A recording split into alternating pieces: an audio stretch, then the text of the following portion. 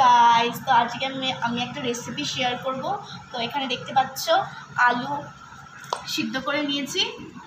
এখানে দেখতে পাচ্ছ এখানে হচ্ছে ক্যাপসিকাম, টমেটো কুচি, তারপর পেঁয়াজ কুচি, লঙ্কার গুঁড়ো, কিছুটা বিরিয়ানি মশলাও নিয়েছি, আর সামান্য চিনি এবং স্বাদের জন্য নুন। সব কটাই ভালো করে আমরা মেখে নিয়েছি। এখন আমরা আলুটাকে ম্যাশ করবো। দেখতেই পাচ্ছ আমাদের ম্যাশ করার জন্য আমাদের তো কিছু নেই, আমাদের হাত দিয়ে করতে হবে। এই যে দেখতেই পাচ্ছ আলুটা ম্যাশ করছে।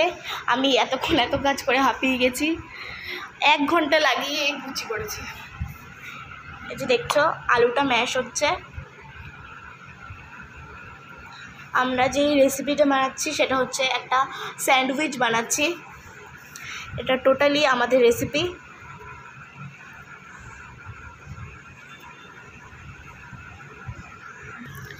এই রেসিপিটা বানানোর জন্য তোমরা চাইলে